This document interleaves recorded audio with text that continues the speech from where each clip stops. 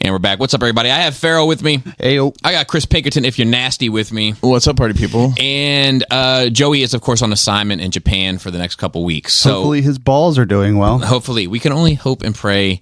Yeah, because he's not sending us pictures like I fucking asked. You know, and to be fair, we don't ask for much.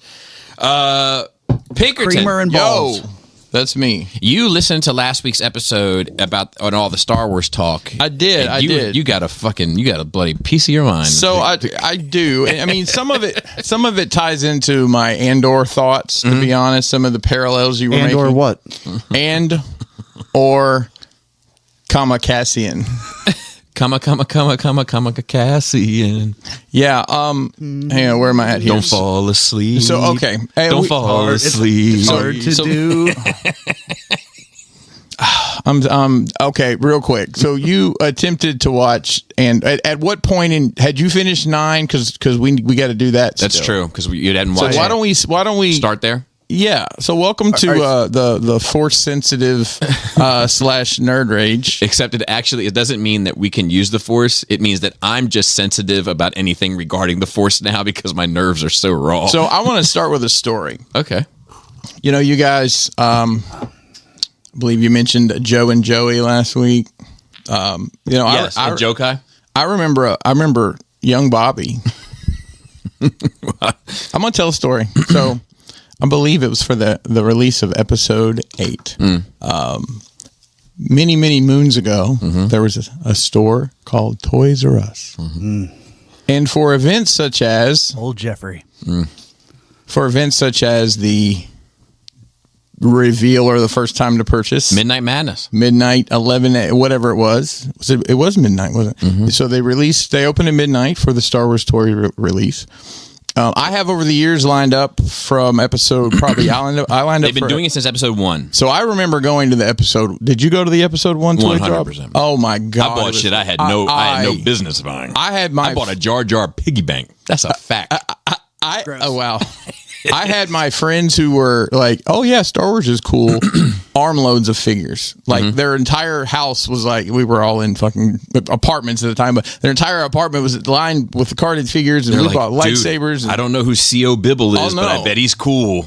So fast forward to episode 8's release, and I'd say there were 30 people in line, maybe 30 or so. And our plan was we did Toys R Us, Target, and then I think we went to Walmart, but it was a total bust. They didn't have anything out yet. So we were in the line, and Bobby's so happy about Star Wars. I just remember he's excited about it. We go in, and he gets, I don't know, whatever. Let's think, what figures would that have been that would have been the hot commodities for episode 8? I'm sure there was a Rey and a Kylo. Yep. A Luke. Was there a Luke at that point? I think there was a Luke. Waited a little while on that one. Snoke. There was a Snoke. A Praetorian Guard. That was a big part of it. Yeah, the push. We thought those were just going to be amazing. So we go about our the red guys. Okay. We go about our business. I can't remember if I bought anything there or not. I know Bobby bought some stuff. Yeah. And then we went to Target, and this is all in the great city of Frederick. We go to Target, and I remember for episode 1, I don't remember what it was, but they gave away like a 4-foot tall stuffed. I want to say it was a Chewbacca. That for episode 7. Fur. So 4. Episode 8. Bloody haircut. It was a giant porg. 3-foot tall porg. We were one number off from winning the 3-foot tall porg that would have haunted one of our houses. Yeah, for years, not here to years to come. So there's no room left at the end. No, there might have been then 4-foot or a 3-foot. I think I would have given it to Selena. I think she was a big porg. Yeah, and obviously that was the intention there. But I was just thinking. You mentioned porgs. I'm like, I remember a story about porgs and Bobby and a happier time before I heard a story the dog times before episode 9 that you have a collection of a figure that has 0 screen time. At the time, you're right. I have 53 Constable Zuvio figures. Zuvio. So Constable Zuvio was a episode 7 figure that A character got cut at the last minute. They did sneak them into the Mandalorian in a bar scene, so they are canonically existing now.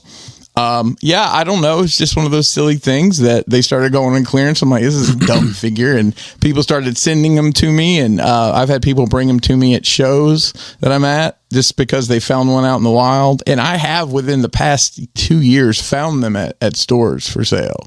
I found one at, Attorney of Dreams is after, secondary market store. But I was in the FYE randomly in some bumfuzzled town I was in for work. And I had a fucking Constable Zuvio on the shelf for $22. Took it up to the counter. I'm like, hey, can we get a discount on this? This is like a 7-year-old toy. They're like, no, sorry. I'm like, well, $22, and away we go. So let me make sure I put this out in the wind. Anyone who has Constable Zuvio figures in their collection, we know you have no need for it. Holla at your boy. We'll work something out. We'll trade for some pretty backdrops or something. I think that you should design a whole bunch of cases with your own story of Constable Zuvio. Telling how it should have been. Like have these detolfs set up and just fantasy book.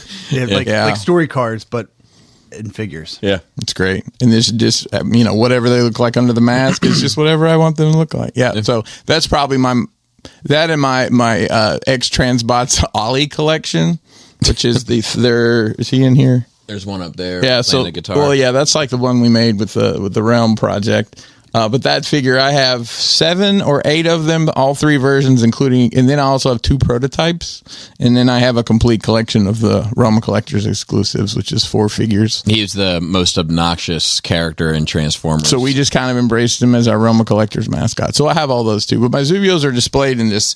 It's a cube like you'd hang on the wall. They're just randomly shoved in it. It's because it's just overwhelming. And then I probably have 3 or 4, maybe 5 of them still in the box. Wheelie is the Jar Jar of the Transformers universe. Yep, that's right. What's your favorite Wheelie quote? You get ship if I get trip. That's fair. That's kind of like cash, gas, or ass. No one rides for free. Yeah. Okay, so Farrell. Yes. The last episode of Nerd Rage, you mentioned that you were trying to scramble desperately to get episode 9 done before the show, but you didn't quite get there. You think you were about halfway through or so? No, I was 52.5 minutes short. Yeah. Okay. What is that? Almost a 3-hour movie? That's a long. I think they're 2.5. I think they're all like 2.5. Okay. So since then, I finished 9. Do you have a Star Wars boner? Chubby at least. It's blood flow. Okay. I heard it helps your ejaculate. That's actually what's wrong with this one over here. Nah. Low Star Wars boner, low ejaculate. It's always been, unfortunately. So I've finished 9, and then I rewatched 7, 8, and 9. So we had a conversation about this, which was actually pretty interesting. Okay, hang on a sec, Bobby. I want to get his. Why? What? That was the conversation. That was the conversation. Okay. So that he said that basically he made a good point. He was like, look, he's seen pretty much the original trilogy when he was a kid, bits and pieces of the prequel trilogy here and there as just an adult living in the world. Mm-hmm. But he'd only seen 7, 8, and 9 once. Ever. That's fair. So yeah. So I was like, I like 7. Well, let's just talk about 9 first. Oh my God. Okay. It's your world, Chris. I'm just living in it. You talk about Star Wars quotables here. One of my favorite Star Wars quotables is somehow Palpatine returned. Mm-hmm. Yeah, but let's break that down. You're in that situation. You're the one who has to deliver this news. What do you say instead? Because they don't know. They're like, "What the fuck?" And do they ever know? Is it ever explained to the rebellion exactly what the fuck was going on down there? I don't know if was it's ever fully explained. Was it explained to anybody? Yeah. Well, and I got to thinking about that too. You guys are talking about everything so vague, like the Holdo maneuver, which I thought was fucking badass. Yeah, I like it. Her shooting herself through the ship. Yeah, I thought that was fucking great. Although, how many sensors do you have to disable on your ship before the collision detection will let you bypass and shoot through another? Anyways, Why don't they have light speed weapons then?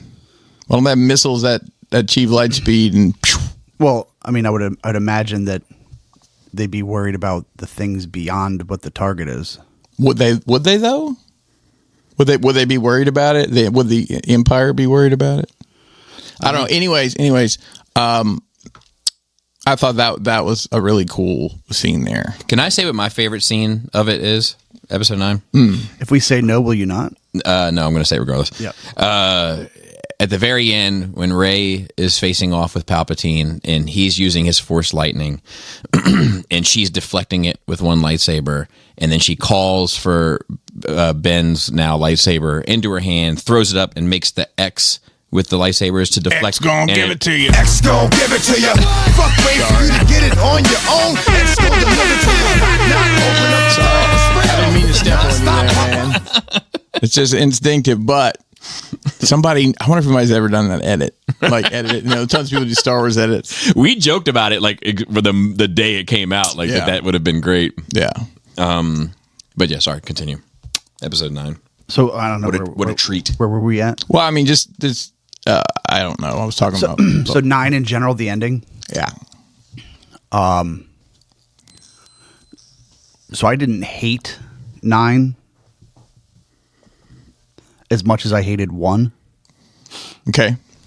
And even then, 1's storyline was fine. It was just the Silly delivery execution. of it was bad. What did you think about pod racing?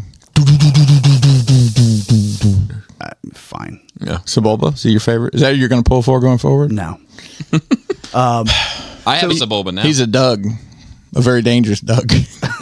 So 9, I thought the story was lacking. The delivery was, for the most part, fine. Okay. Right. So a little bit of opposite of 1. Do you see that 9 was a panicked move after 8 to get the story back on track? And listen, And we're not going to argue about. I don't mind the movie. It's not my favorite one, but you're that video you did. Just the Luke I mean, I think a lot of people like you put it in perspective. I'm like, it makes more sense to me now looking at it through that lens. That's one of the videos I've ever done in my life that I'm most proud of. Yeah. Yeah. So like 9, like it didn't feel like they were trying to get the story back on track. It felt like they changed the story. Okay. Right. And then it was just kind of like it had made it through half of the kind of like talk around, is this the best idea kind of levels of depth, and like, oh, by the way, we got to start this tomorrow, so are we good? And everybody's like, I mean, I guess, like, what are we gonna do, like not make the fucking movie? Yeah. So you're saying they kind of did it Fast and Furious style and wrote it as they went? They just filmed a bunch of shit and then said, oh, that'll work. Probably not that bad. Yeah. But so like Palpatine returning makes no fucking sense. I mean, I get it, he's a clone, but like, I just remembered my point. All those little things that don't make sense. I mean, literally the Mandalorian TV show is explaining how that will make sense. right. But I'm just saying, So, like you can explain it after the fact. I just wonder how many of these things were almost like purposefully vague. So they're like, we can fill that in with another story. Oh, I don't think it was purposely vague. Okay. I think it's kind of like Clone Wars, right? Like Clone Wars, they were like, fuck, there's a problem here. People need more of Anakin. People don't understand the fall, and people wanted to see the Clone War, and we didn't give it to them. Let's give them some Clone Wars. You know, I think it's similar with shit they've done after 9 and everything else. We're like, fuck, like, how are we going to solve this problem? Like fan reaction is this. How can we fill in the gaps or whatever? There's something. I watched 9, most of it yesterday. I fell asleep during part of it, but do they ever? There was something that happened in some piece of media that suggested that Janna might be Lando's daughter. Like Janna was the racehorse or the space horse rider that can hack First Order tech, that they got to replace the space horse rider that can hack First Order tech. She was a previous stormtrooper too. Yeah. Yes. Yeah. Yes. So she was taken as a child, and I want to say Finn, just like Finn, and I want to say there was something in some EU or some fucking extracurricular book or comic. Oh, it was in the third novel of Coruscant Nights. They explained the whole thing. Probably, and It's a radical fun of each other. And I want to say that Lando lost his daughter. Yeah, they do vaguely say some there was at least scuttlebutt that could be true. But I didn't see anything in the movie that suggests that at all. And actually, now watching it, not thinking about extracurricular shit, it almost seems like he's trying to fuck her at the end of it. 100%. And I actually like that better than it being his daughter. I'm fine with it's that. like it's still the same old smoothie. You know, this Lando the dog. this big tank I ride around the desert has room for two. Because he's like, I understand you used to be a stormtrooper, and she's like, yeah, this and that, like, but I don't know much about my past. He's like, maybe we can get to the bottom of it.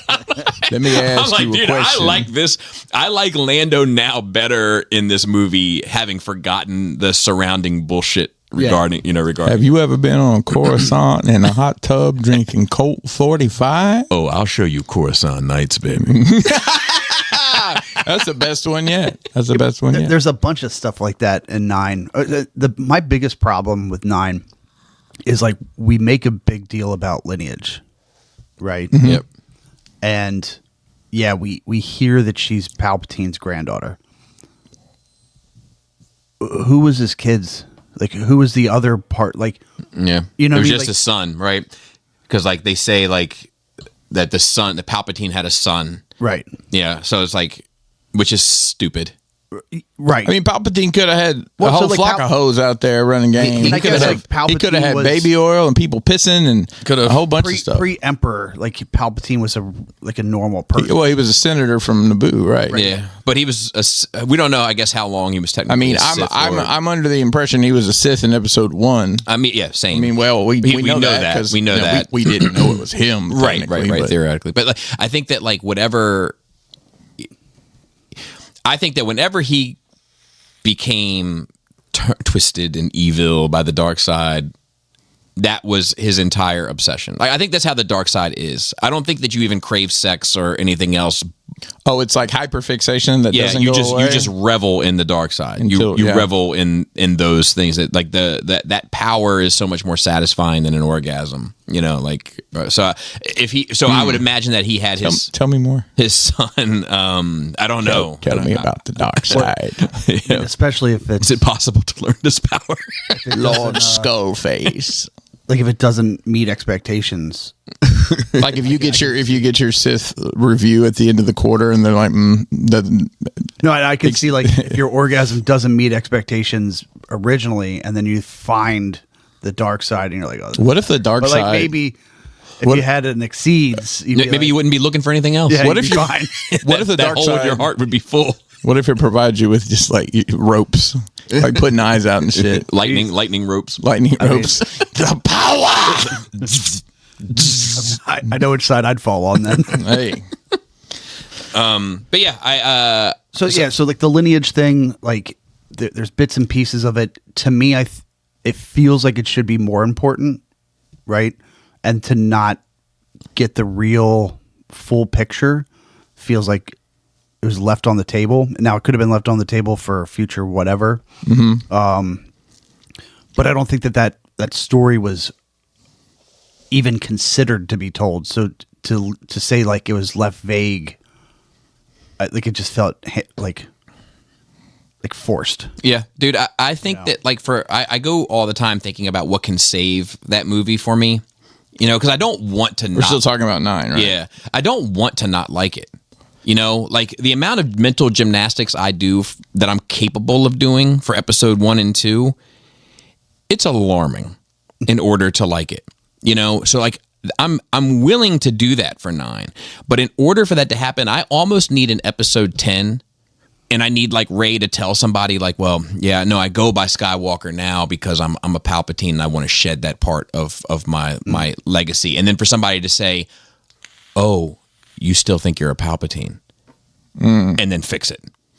So we're getting Like I need that. there's supposedly a movie. Yeah, another 5 years. It's yeah. 5 years after, and maybe we'll get to unpack some of that. I knew I should have waited. Well, it's You were this close. well the way fucking movie. the way they've explained it is, and maybe who knows what they're going to fucking do. But 1 through 9 is another that's triple. 1 through 9 is a Skywalker saga, and that's it. Everything else will be either adjacent, attached. Just use a preposition in any capacity to describe where these shows can fit, because you've got the animated stuff that fills in a lot of holes if you really want to get that deep in it. You've got all the novels, comics, even just to watch stuff to watch, like cartoons. Listen, there's a lot of The Mandalorian.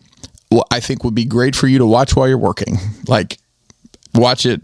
Like it's not a thinker. Passively, yeah. There's a lot of cool shit in it. I enjoyed. I'm not saying it's bad for not being a thinker. It's just like it's an adventure show. It is. It is. Right. So Rogue One is more like a fucking spy novel. So kind of like how Andor is like a good thing to fall asleep to. I don't know. And so people are very. I was just saying. No, mess with you. No, it's fine. Look, I will say, like, the first arc of Andor, the Aldhani heist. There's some really, really the heist slow was the burns. best part. So you got to that part. I finished. You finished. One. Okay, I didn't. When did you do that? I don't know. He's been cranking it out. Jesus, man. Fucking cranking. I hear you, man. Reach around, fucking Texas grip, all the good stuff. Because I'm up to date Texas on Andor grip, as well. I'm up to date on Andor as well. I am as well. So I haven't started to, but I did watch The Last of Us. But I should also say to the listeners, 2 a.m. That means that we're not at the finale because this is Tuesday morning and the rest of it drops tonight. Yeah, like the closure of it drops tonight. We're going to do, I'd really like to get the people that were in here to do that first episode, to do another roundup at the end, which is like this week. I'm kind of sad that this is over already. The way they put this out, 3 episodes at a time. I'm glad to get it in any form, but it's almost like anticipation wise. I haven't looked forward to anything this much in a long time. So if we're talking about Andor now, real quick, I want to get Farrell's. Yeah, sorry. No. I'm just thinking in order. What's your season 1 thoughts of Andor? The heist was cool. Yeah. He texted. What about prison? You didn't care for? I might have. I remember so little of that part. I feel like I didn't watch it. Wow. It's like 2 episodes. I know. Okay. So that's some of my favorite shit is that. So there is a degree of watching, like consuming that much content in a small period of time. When I binge stuff, like I don't remember nearly as much. So like I watched Andor twice. Every 3 that comes out, I watch it twice before the next one. Yeah. So like I watched episode 1 4 times because I kept fucking falling. Andor. Yeah. Sorry. Just episode 1 of Andor. I wish I would have fallen asleep during episode 1 Star Wars the movie. It's just fucking terrible. Dude, squeeze me, dude. So I got my tongue stuck in the microphone. It's all a plot to sell toys, right? That's all it was. That one. That was a misread. That was him forgetting what it was actually like to make things that were appealing to all audiences. Yeah. But Andor, for me, that finale of season 1 is the payoff. That like little minor revolution period where it's like, oh, it's happening. And I love the fact that they turned on each other, or some of them went to turn, like the people that were all in for the cause are not actually all in for the cause. Mm-hmm. Like, that part was interesting, and I'm hoping that will give me buy-in for season 2.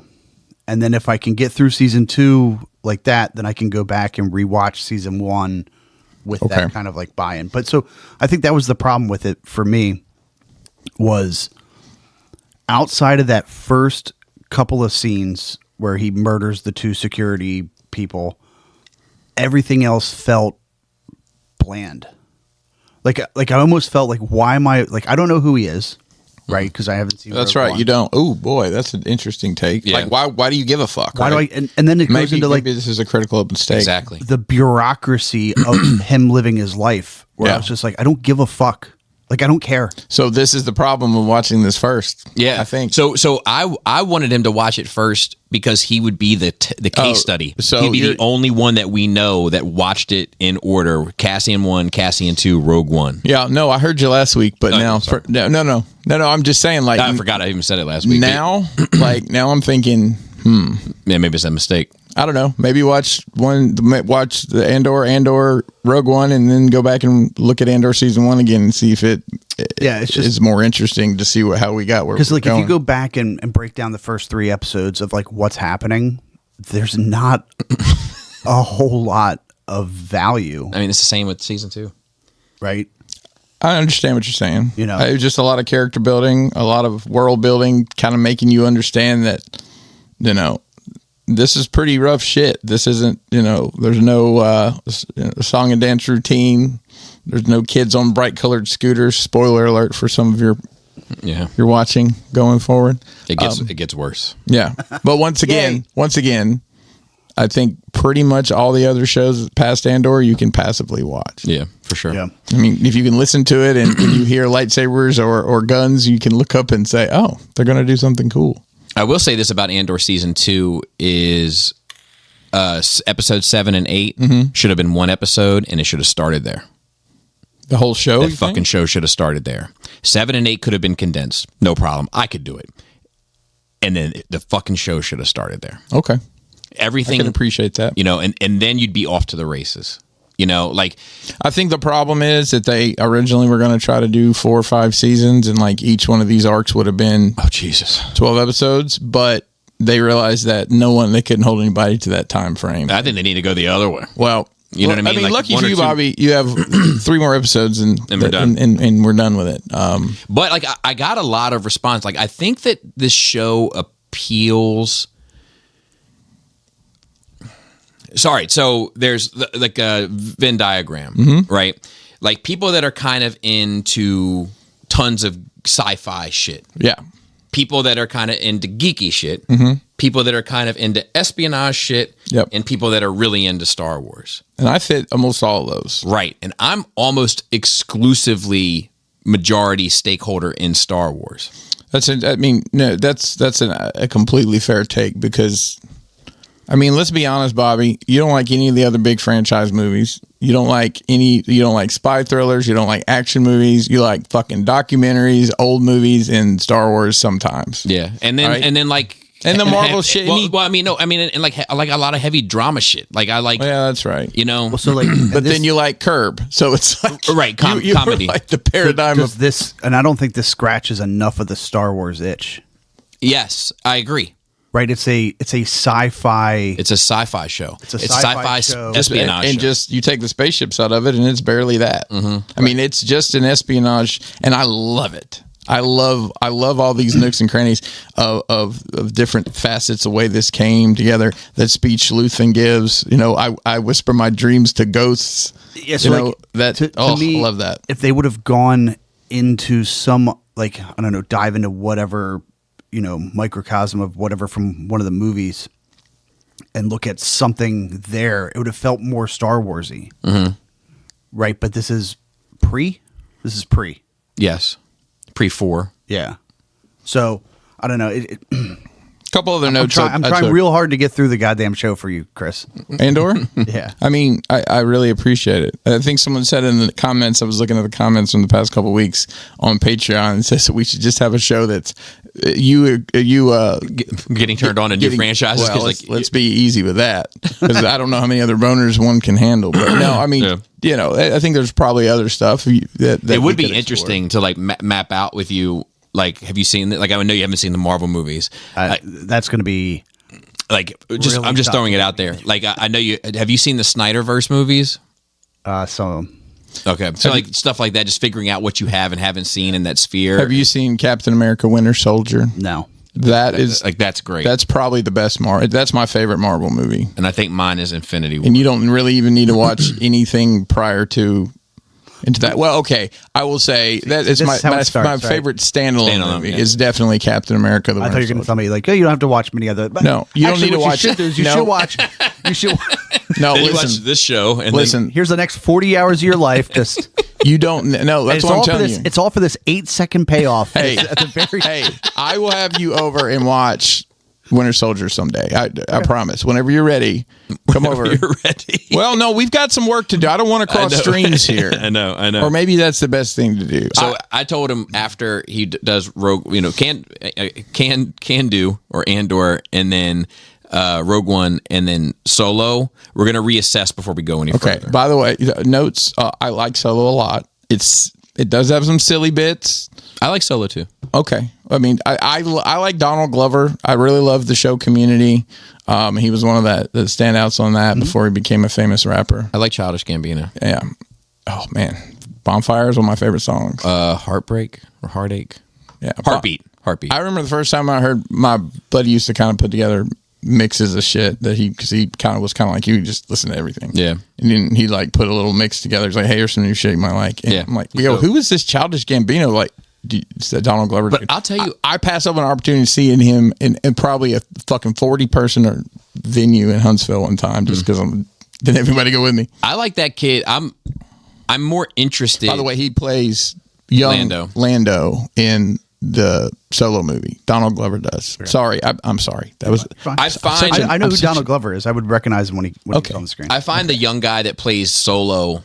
I find his performance more interesting than I find Glover's. Yeah. No, there's more depth there. Lando's very fucking shallow. Yeah, and I feel like Glover is trying to do, and I think he does a great job of it, but he's trying to do an impression of Lando. But what else would you do, though? I mean, so I think the kid that did Solo kind of made it his own. Yeah, I can see what you mean by that. But I like both performances. Yeah. I just find Solo's more interesting. And there's a sexy robot in that. We'll just leave it at that. That ends up being built robots. into, and it'll make the Millennium Falcon all that more special.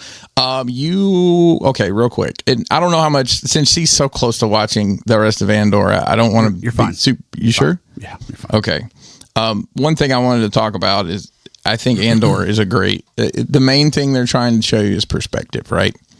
Because think about in Gorman, they've got the talking heads there with the little robot cameras doing their newscast, and it's just propaganda coming in, you know. And we get to see the reality of what's really happening, and it's terrifying because. I'm not saying there's parallels, but the lines, you know, are like the middle two in the road, right? It's like it's supposed to be like 1944 Germany. Yeah, and it's based somewhat on the French Revolution, also. Yeah, the people they talk with they made up a language that sounds like French, but it's not. Why didn't you just do it in French? I don't know. Maybe culturally people would be offended by that. But the point you made about. I believe you made a point about the. I think you were talking about the sequel trilogy about how they were acting like teenagers.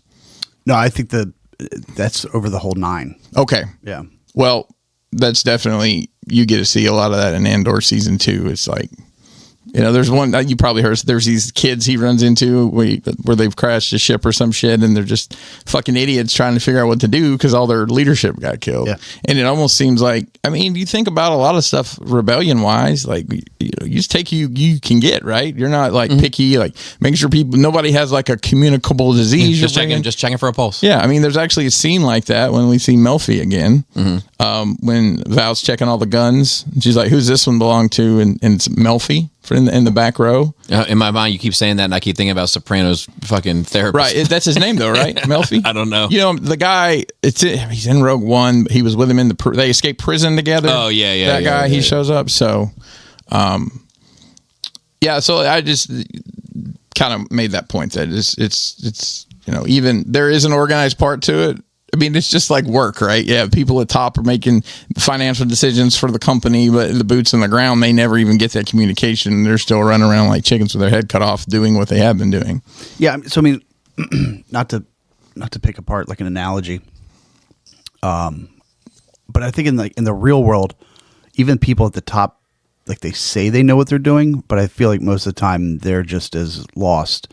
Like the whole point between, in my mind, the light and the dark, and the light being like the youthful, the way it could be, kind of stuff, and the dark side being the no, like order is more important, you know, kind of adulthood kind of style stuff, was that at the top of the dark side, it is an all-controlling, all-knowing, omnipotent kind of thing. Right, not like with an emperor at the top. Well, yeah, specifically in Star Wars, right? Yes. Like it is more knowing, more directional, right? Order, stability kind of thing. Well, we got a lot of beeping. It's that. It's the vape. And mine does it too. You gotta. But yeah, but on the light side, like even the top, they're just kind of like, seems like a great idea. Let's give it a shot. Like we don't fucking know what's happening, Right. And it just gives me that vibe of like, you know, like an 18-year-old kid that would just like lean into something against all odds and just kind of be like, well, it's the right thing to do, so let's just fucking drive our speeder right into that battering ram. Yeah. You know, and like everybody thought it was a great idea. And I mean, how many Bothan spies are you willing to sacrifice for some Death Star plans? I mean, the answer is many. A lot. Many Bothan spies. But so, yeah. And I think Bothans look like horse people, which is even more interesting that they were able to infiltrate that level of the empire. Who were the fish face people? From 7 or from 8 that we were watching yesterday, 7 or 8 that we were watching yesterday, and in 9. or with which ones? There's 3 different types of fish face people. Listen. The one I kept calling fish face. He was the X-wing pilot because he's wearing a helmet, but not cow face, right? He's Or got yeah, the- kind of cow but he's got the whiskers coming off. like this, like No, not his cheek. Okay. He has, like actual whiskers. coming off. Wilford I don't Brimley. remember. He looks like. Listen, there's 164,000. I believe Bobby probably has a book of Star Wars creatures.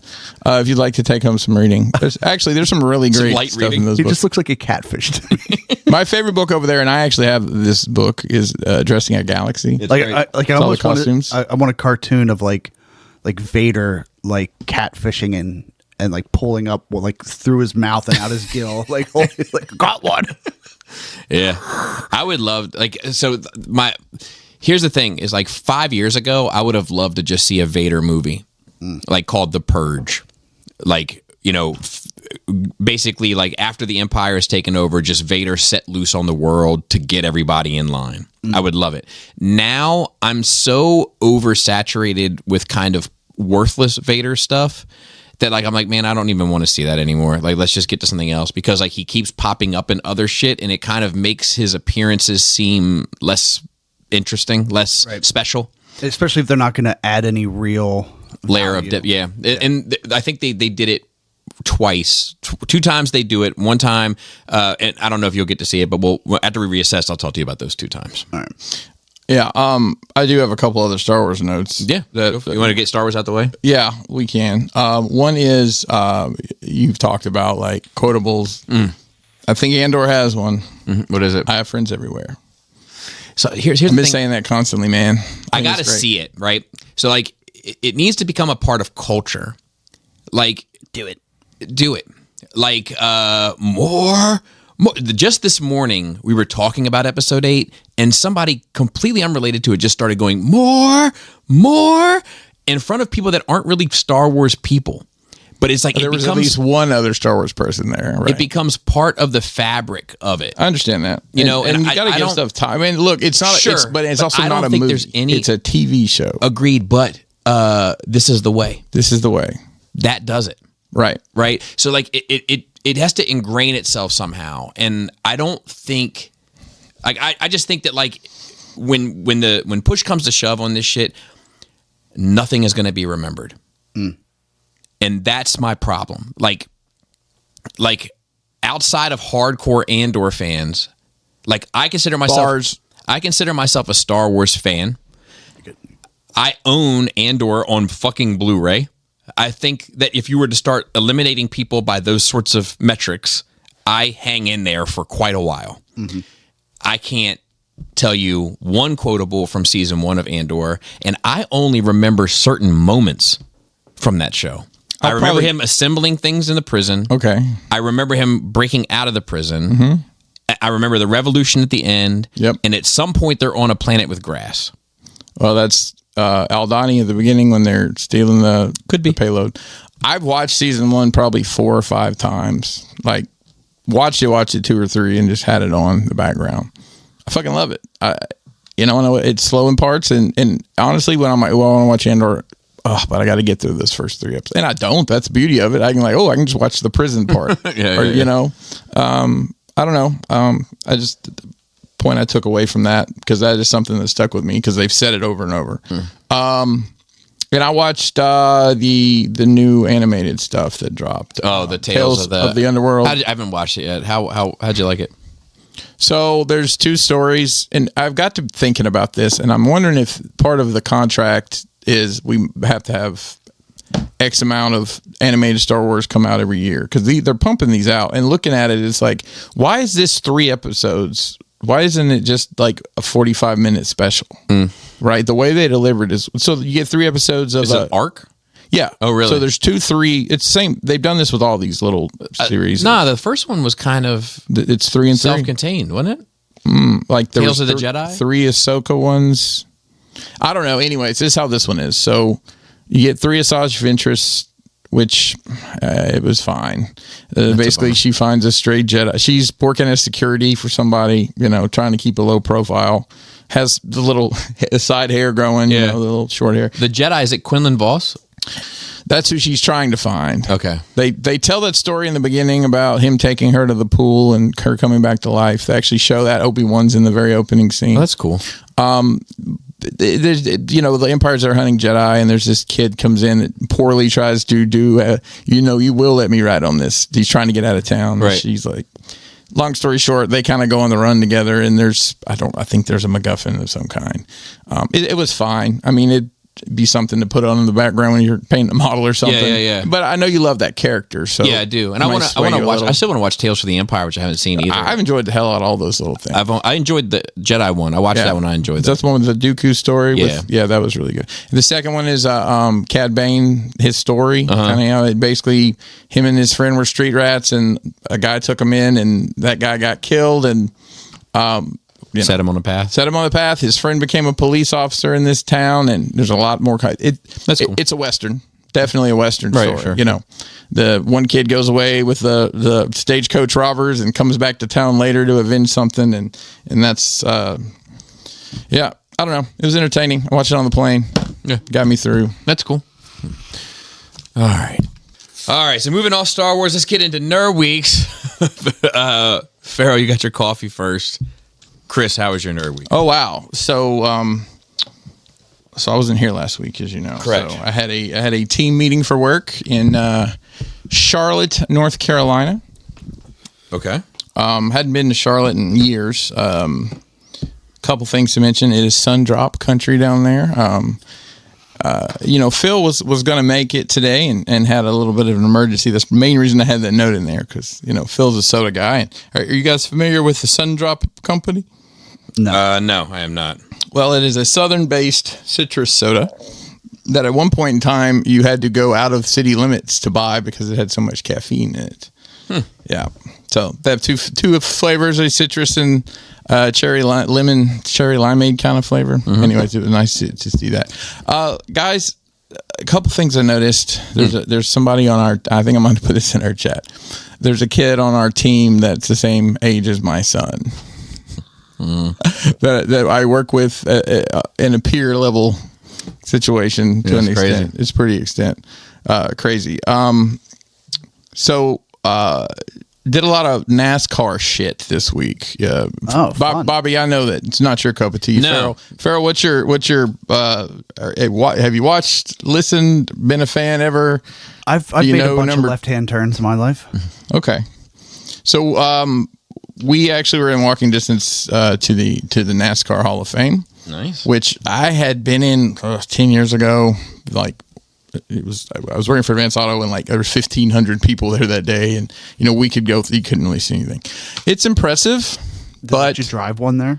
So you have a simulator that me and my cohorts partook in, and Nice. I'm very bad at that. And I think I was probably trying to play more like an arcade game. Like, I hit the wall, who cares? No, I don't have steering anymore. Let me press the reset button. I think if I had a little bit more time behind the wheel, I might have gotten a little better there. But it was fun. We also, you can get that flex button ready. So my company has a NASCAR deal with a crew. And here's a real flex. It's a 3-race sponsorship. So we're on the hood of a car 3 times a year. It gives us some access to that particular company. So we got a a tour of their facility where they run a cup car, a sprint car, and trucks out of. So, yep, A cuck car? almost. I think that guy was in the. That's why they only put the trucks have an open bed in the back.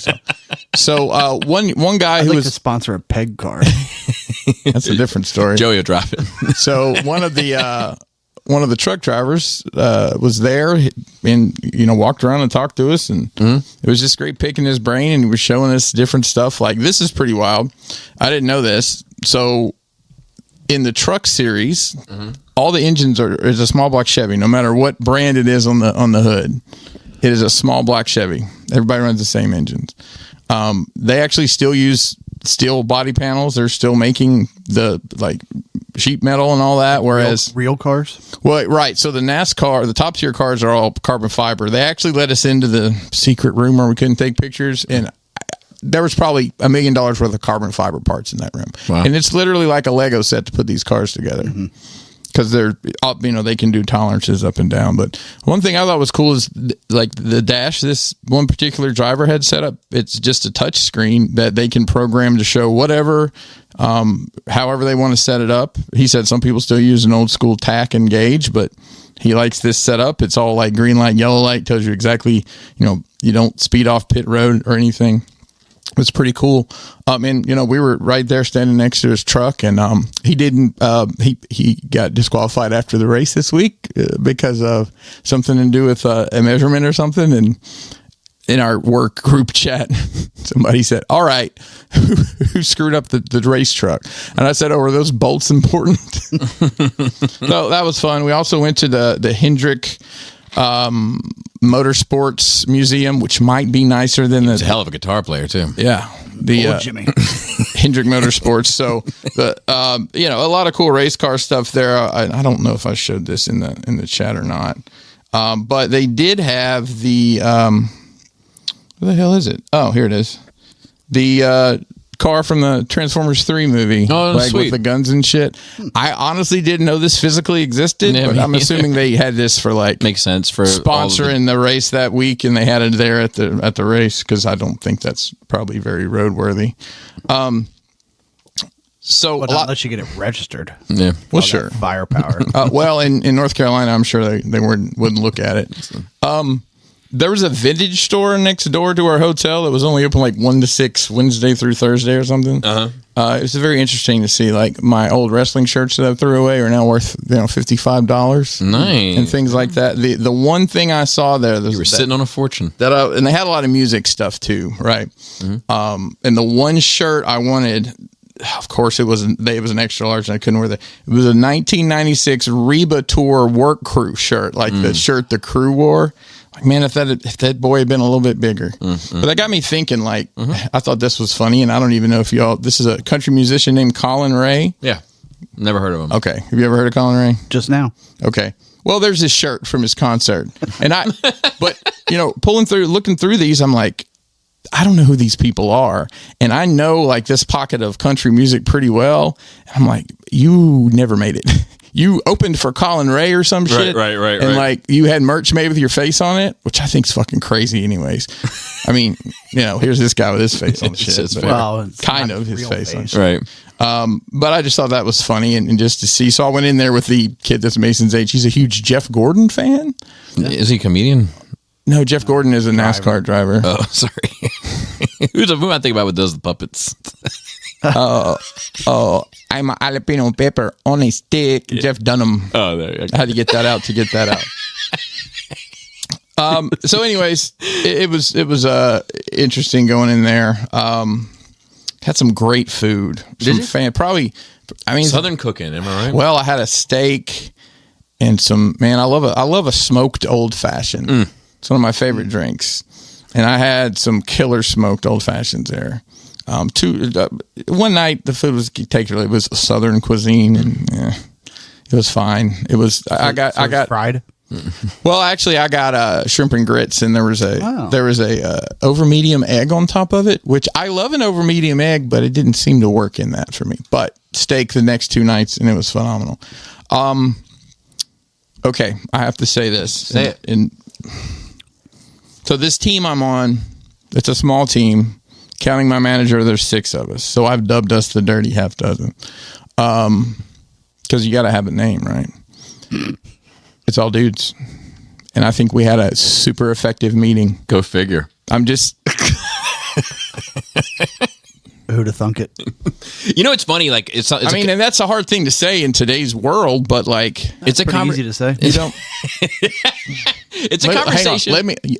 In today's professional right world, keep in mind I'm a white collar leaning in a blue collar industry. So, you know, my wife and I talk about this because, like, you know, and obviously it's a single data point, right? But like I am the communicator in our relationship. Like my wife and I, like I'm the one that if just recently we got into some beef. And I was the one that was like, I got to talk about it. I got to tell you how I feel, why I feel the way I feel. And I need you to be aware of it. I need you to acknowledge it. And then you can tell me if you feel like you were justified or whatever. And we can have a conversation about it. But I have to tell you. Wait a minute. How was it like need 2 guests to go to sleep? Your mom's ain't safe up in the street beef? No. Beef is when I see you? No. Guaranteed, Farrell. ICU. To be in ICU. One more time. Baby oil. It wasn't anything that serious. I wonder what Biggie looked like all oiled up because you know what happened. But it got real.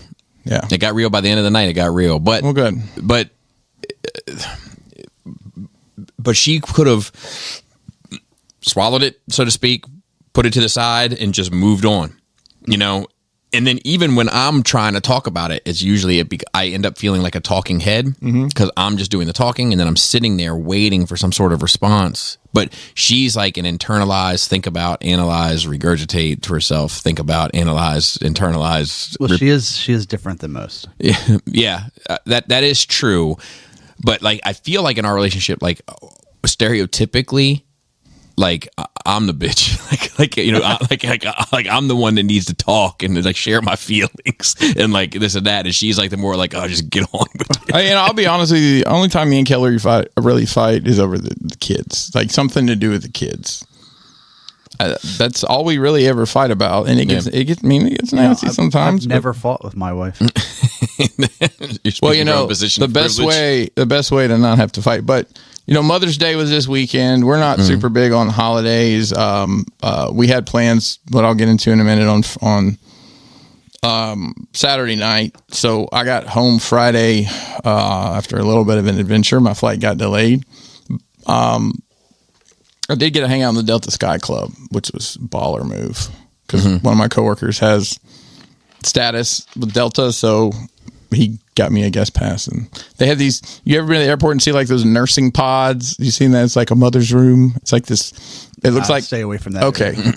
I get it though. Yeah. Or just think about like booth, you take the silly little strip pictures with your friends, whatever. They have those, but they're for business. So you go in this pod and it's got like a light above you. So like your video. Oh, so you be on Zoom or whatever. And it's got all the plugs and all the different outlets and adjustable desks. Like, wow. You know what would really get me into one of those? If they had like a mini fridge and you could just like take beers out of it and sit there and watch like a show. Well, you can do that. Also, there's an open bar in the Sky Club. So, oh my god, I had a pretty lousy Bloody Mary. It's a promised land. Yeah.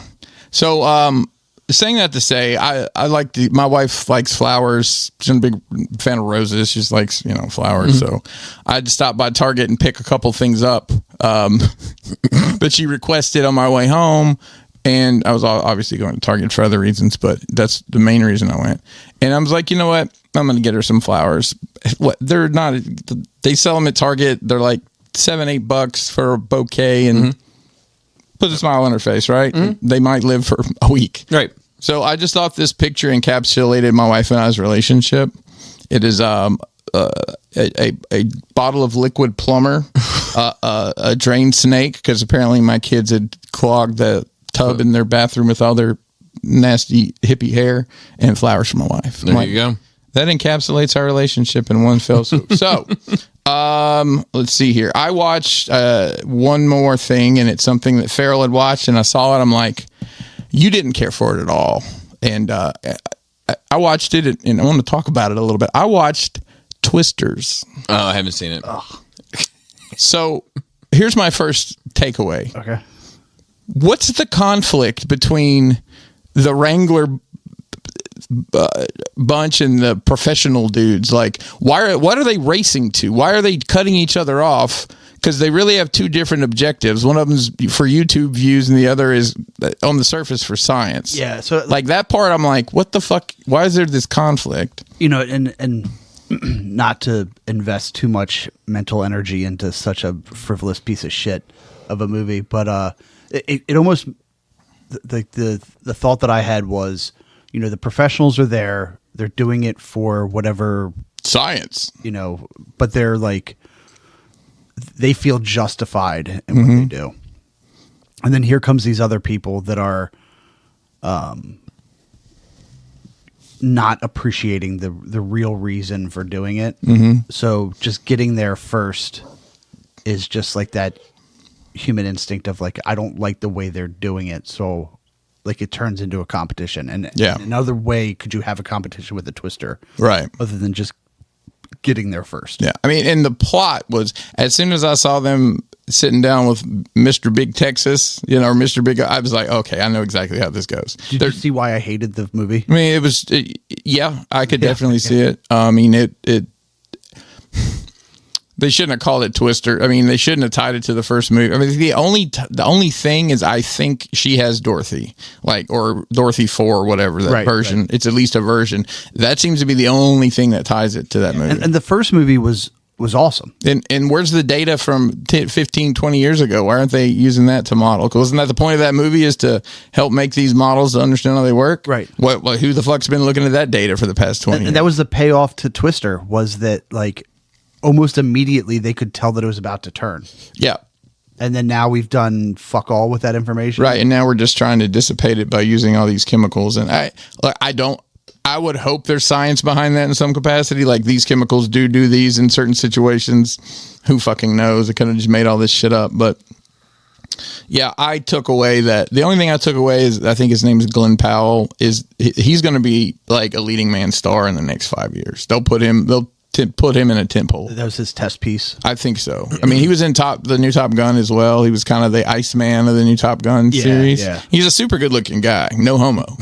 Or maybe all homo. I don't know. Hey, halfway. Hugging a handshake, right? I'm going to come. But that movie definitely sucked. Yeah, that was an airplane movie that I actually finished while I was working yesterday. And if I would have watched that on an airplane, I would have hoped that we went into a Twister and then crashed. Well, I did fly out of Reagan, so it's always possible. It's a nightmare. That's fair. And Kelly and I, Saturday night, we went to the Baltimore Symphony Orchestra. Which you've been going to quite regularly. We have been. We went to BSO. We went to the one in the scary part of there's two different places they do it. One's in like Rockville, and we went to full on scary Baltimore to go. We went nated an Italian. Makes it scary? Unpredictable people. Is that fair? Yeah. This is the one off Martin Luther King, like as Martin Luther King turns into Howard. Like, yeah. It's a great big round building, kind of. Yeah. Yeah, you're all right. You're all right there. No, it's fine. Yeah. We ate. Now, once you get to North Avenue, we ate at an Italian restaurant. Once you cross that bridge, my friend. It's a little wild over there, Chris. Well, I will tell you, the route to get there is, you see a lot of interesting things. We saw some leaners, some tweeners, some in-betweeners, some white women out of place that I'm pretty sure you're a prostitute. There's no way you're not. Some would argue that's in place. Well, fair enough. Looking from the outside in. Remember, I live in Carroll County. So. Yes. Then we went and ate at a place. I'll say it's Tommy's something. It was an Italian joint, like 2 blocks away. It's like 3-story place. How was the pizza? I didn't have pizza. I had rigatoni vodka with chicken, and Kelly had, I don't remember what she had, some chicken with capers and lemons and whatever they call that. It was really good. It was, but it took us to the basement to eat. Mm-hmm. Funny interaction. Kelly made a reservation, and we get there, and there's this, I'm going to say, stereotypical overweight Italian woman as the hostess. Mm-hmm. And there's this woman just kind of standing there wearing I'm not dressed up. I think actually I had on a sport coat because I was wearing a sport coat to BSO, which we'll talk about that in a minute, with jeans and boots. No big deal. And there's this woman in like her Lululemon get up or whatever. And she's trying to just sit and eat, I guess. There's an empty seat at the bar, and she's like, that's her seat. Someone's coming. You're just going I don't have anything. There's no seats right now. She's like, well, I'll just wait. I'm like, what is it about this place so much that you want to eat it? Anyways, we go sit in the basement, and it kind of has these post-World War II vibes. Like, it's unfinished. Like, the floor's just concrete, and it's got, like, brick archways and stuff. You know, there's no telling what this building was at some point. Not great service. It was slow. Guy was nice enough, but it was very slow. And they had some kid bringing out the food, and I'm pretty sure he put his thumb in every single plate because he was just like holding. He didn't know how they wasn't using a tray. Of course, I think he was coming from downstairs every time to bring food. So this kid probably had the calves of a fucking a marathon runner or something. Anyways, get to the symphony. So the reason Kelly picked this particular one, and I have it pulled up here, this was called Heroes and Heroines. Okay. Now, have you guys ever been to BSO before? Yeah. Okay. Yeah. So the conductor comes out, and everybody just loses their fucking mind. And I've never understood, like, like it was like Billy Joel. well, like it was what was this lady's name? I mean, she was talking about her accolades, and I'm sure you can look at all. She did like a lot of like movie and TV symphony stuff, and she played something of relevance. But let me just play you the track list, or play the list here. So we started out with John Williams' March from Superman. Classic.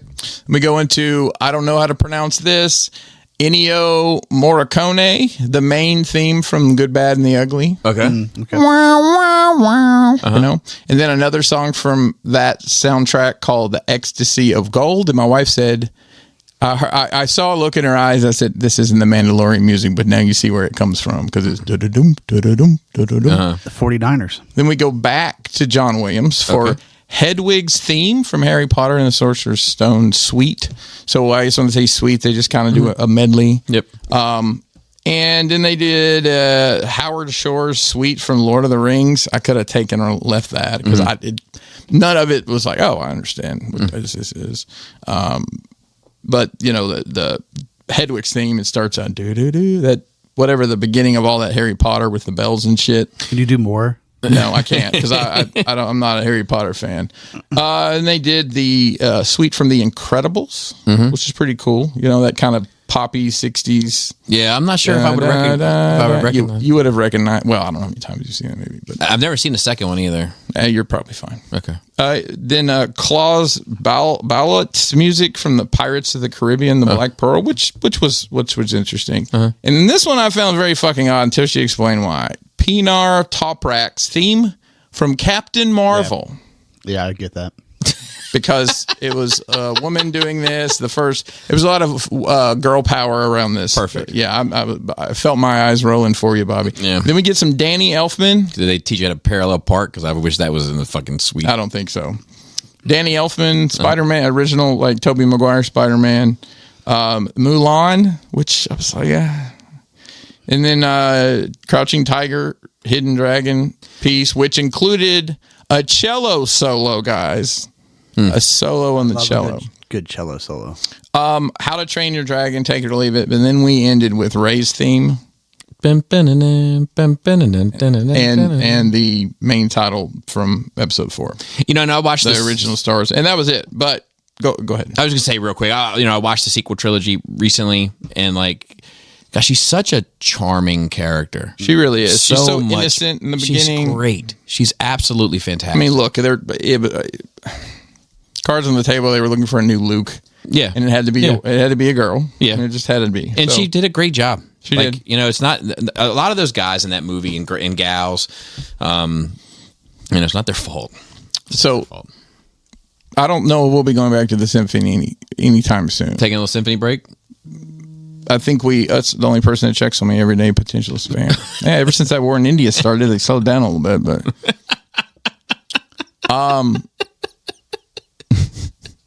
so we figured out there's 2 types of people that go to BSO on regular: the geriatric and the weird.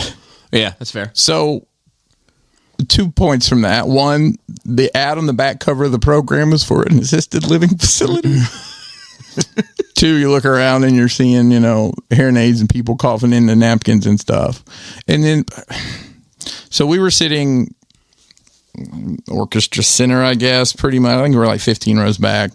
And there was this family that came in behind us. So it was a mother and all adult children. Now, they do sell food and beverage outside. They sell drinks. They sell Peanuts, pretzels, things of that nature. Doesn't seem appropriate. But during the second set of songs, it might have been the first set, this motherfucker behind me starts eating pretzels. And it's like, Right. I look back at him like twice, and he stops. And some of the things these people were saying, like, I didn't know ineptitude was so... Lack of courtesy, man. No, I'm just leaving that to that one person, just the ineptitude of these people. Like, and then the mom cuts a fucking, during one of the intermissions, a 15-minute promo on Harry Potter explaining the entire saga to her children. I'm like, is this the time or place for you to be giving me? I don't know. I think we're out of place. Kelly said maybe we'll try again in maybe 5 or 10 years and see, let me get I can't imagine it'll get better. Well, yeah. I'll age up and those people will die and then I'll be the old people and I'll fit in. Are you hoping that I'm hoping hearing gets so bad that you can't hear how annoying people are around you? Maybe that's it. Maybe I should have just focused more. I don't know. But that was, and I'm challenged sitting there. I mean, it's tight. Even, the seats in the balcony are fucking awful. They're like old school baseball seats, like your knees in the back of people's heads and shit. Yeah. Down the floor, it's a little better, but it's tight. And I had this, I think Kelly sent me a picture. This dude that was sat next to us, let me see if I have the picture, because here it is. Look at my man's hair. Hell yeah. This is purposeful. The bowl cut. Oh yeah. That's a guy. That's a BSO fan right there. And the creature sitting next to him. But here I am to the nines in my corduroy sport coat. Yeah. Looking sharp. Do you think that before the BSO, he was at the B&O Railroad Museum? It probably made a whole day of it. He goes home with a slight hint of BO. That's right. Just from all the activity. Now, I have one more thing here. Works at an OBGYN. Oh God, could you imagine you're there to get your monthly and he's like, here for your pap smear. He looks like he'd have been like the mad scientist in the back of a fucking maybe it's just to make the husband feel a little less I don't have to worry about that motherfucker. So threatened. All right, so there's the Kentucky Derby, and then what's the track here called? Pimlico? Preakness. Why do I always want to say? I was going to say that, but Preakness race is at Pimlico. Okay, which is right outside of Park Heights, right? Like, yeah. So Southwest, fucking Berlin. Well, not next year. Oh, that's right. It is moving. Are you a fan of the horses? That's why I kind of want to ask you some questions. I've never met a horse that I hated. Okay. Are you a fan of betting on horses that are running in a circle? I have bet on it. I don't. You ever been to Pimlico? You ever been to the track? I've been to Preakness. I've bet on Preakness. I've been. Now, hang on. What's the difference between been to and been on? You said you've been to Preakness. I've been on Preakness. No, I bet on Preakness. I was like, what? Did you No. get to go down to the? So we used to go to the infield back when it was cool.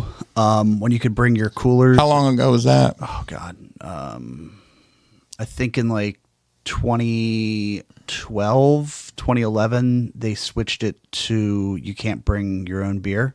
So it used to be the infield. Like a NASCAR infield, basically, right? Right. So like the grandstands were always expensive and all that fun shit.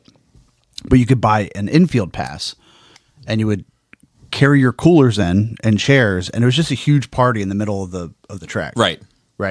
And Preakness was fucking wild. Yeah, no, I know.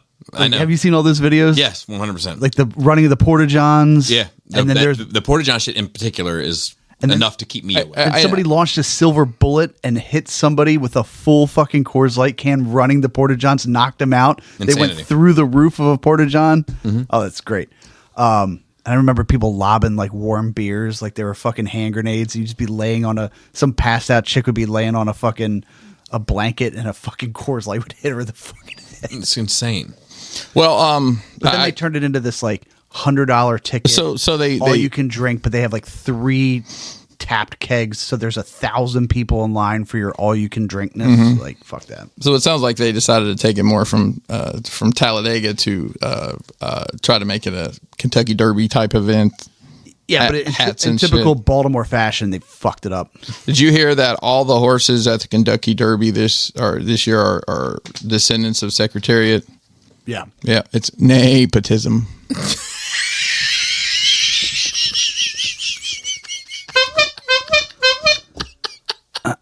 That was a hell of well played.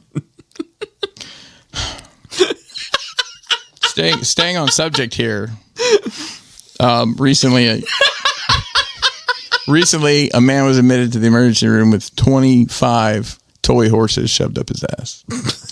Reports are that his condition is stable.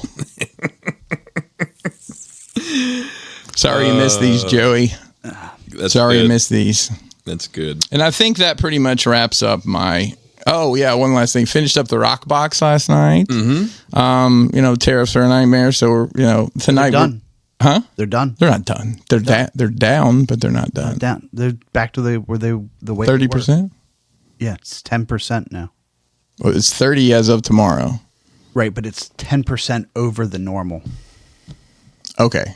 It's one of those things like I understand. Yes. Gas. Listen. Gas was $1, and then it's $3, and then it goes down to $1.75, and everybody's grateful. But I'll certainly take it over 100. I will definitely do that. It makes me more confident to pre-order Hot Toys. But who knows? It's a 90-day pause. Let's hope they get their shit together on the pause. Also, this is all a fucking distraction from whatever else is going on. So the only thing that I'll add to your the whole Preakness thing, it's going to be super fucking weird when it goes to Laurel. Yeah. Right. And that little section of, Maryland, because it sits in like the weird Tri-County Point area. Once it goes back to Pimlico, the word on the street is that they're tearing down Laurel Racetrack. Oh, really? That'd be interesting. It'll just be interesting to see. Nothing more apartment buildings can't solve. I think there's a lot of that, and it's like if you're used to driving in that area, like fuck, it's going to be. Yeah. Hey, just to be clear, I don't give a fuck about any of that. It was just a long ass setup for a joke. Yeah, but worth it. No, but Worth it.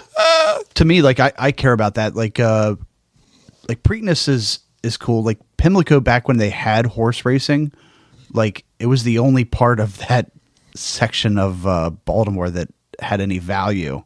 Yeah, I mean that's my uncle still lives back behind in one of like the nice neighborhoods. Like, I ever tell you about when we bought a dime bag and fucking yeah, it's a classic.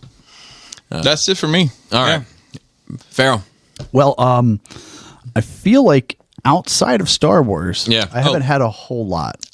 We can save it if we want. I've watched everything but this week's episode of Last of Us. Yeah, so that's what I was going to talk about. So same. So I watched this week's last night. Okay, I haven't seen this week's. Okay, we can talk about 1 through 4. 1 through 4? Yeah, 1 through 4. So I think it's fine. Generally speaking, I have a bold statement. I'm ready for it. I'm not like excited about it. I'm not thrilled with it, but I don't hate it. It's something. You know how I would describe it if I was writing a tagline, right? The Last of Us, something to watch. I'm almost considering not watching anymore. Fair. So here's my bold statement. I miss Joel, and I need a male lead to make this interesting to me because I'm sorry, following a teenage girl. I mean, having passionate love, and that bothered the fuck. I don't mind watching it. It's fine. But it always bugs me, like you're in these life or death situations, and moments away from death, you're going to start finger banging somebody. It makes no fucking sense. I don't know. So I was on Reddit. Here we go. No, but I wasn't on Reddit to. It was just a normal like browse. Yeah, I was just going. I don't think there was an uncut scene of it. If that, I go there for very specific reasons. I don't browse. But I was just FYPing, whatever. And so like the Last of Us stuff pops up on it. And I don't follow that subreddit. I don't normally go and check out things. Normally I go for specific things. Right. But I just happened to open the app and the whole like... Lift that mic up just a little bit. There you go. Perfect. The whole like I'm going to be a dad thing. So the Redditors are being like, everybody's upset about it. She was saying it as a joke. And I went back and rewatched the scene. I was like, no, I don't think she was saying it as a joke. She may not have been. I'll be honest with you. I did take it that way. I did take it as a little bit of tongue in cheek. I did too. Especially because So to speak. Especially because the other girl laughs. Yeah, I just didn't take it as that. And which is fair. there was a fucking reel that I wanted to send, but because Bobby was lagging so far behind, where like in that in the love scene where they like zoom in on her fingernails and how dirty they are. But yeah, like, so in a weird twist of fate, me of all people, I'm not bothered by the lack of Joel. I'm not necessarily Me. bothered by the lack of Joel. I'm bothered by, and this is another like almost to the same thing about my teenager force kind of thing. Like, how the fuck are they still alive? Mm-hmm. Like, how many mistakes can you make in a world that is trying to kill you in so many different ways? Mm-hmm. Yeah, you have there's no everyone's your enemy or everything's your enemy. Yeah, like the whole world is trying to kill you, and you make so many obvious, blatant, stupid mistakes, and you're just like, oh, well, I didn't die this time, so I must be doing the right thing. No, you're just getting fucking incredibly lucky, and you should have died 5 times already. So Kelly and I were watching the first 2 because she was shook when Joel got killed, like crying upset. She's like, "This is why I don't like watching." She watches anime. She's like, "Why I don't like watching real people stuff because I get too attached." But she said, "Yeah, we can watch it." That's but to me, that is almost the point.